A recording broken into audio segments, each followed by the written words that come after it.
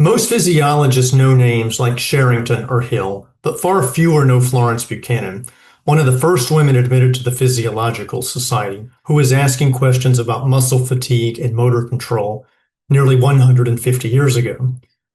Hi, I'm Brian Clark, a professor of physiology at Ohio University and director of the Ohio Musculoskeletal and Neurological Institute.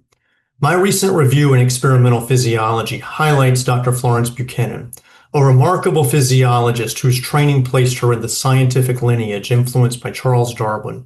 That environment of evolutionary thinking and natural history shaped her curiosity, which she carried into her own pioneering career.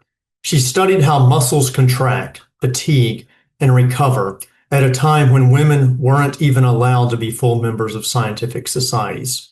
What struck me is that Buchanan worked and collaborated alongside Charles Sherrington and A.V. Hill, giants in our field and Nobel laureates.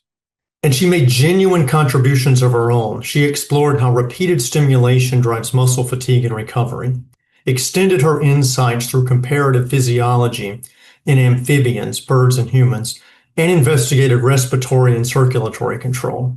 Most strikingly, in the decades just after the telephone was invented, she became, to my knowledge, the first to apply electrical stimulation paradigms directly to humans, literally repurposing telephone technology to probe muscle physiology. That creativity laid the groundwork for approaches still central in neuromuscular research today.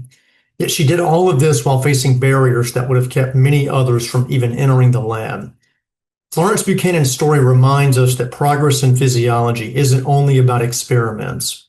It's about the people who carry science forward, often against the odds, and her legacy still inspires us today.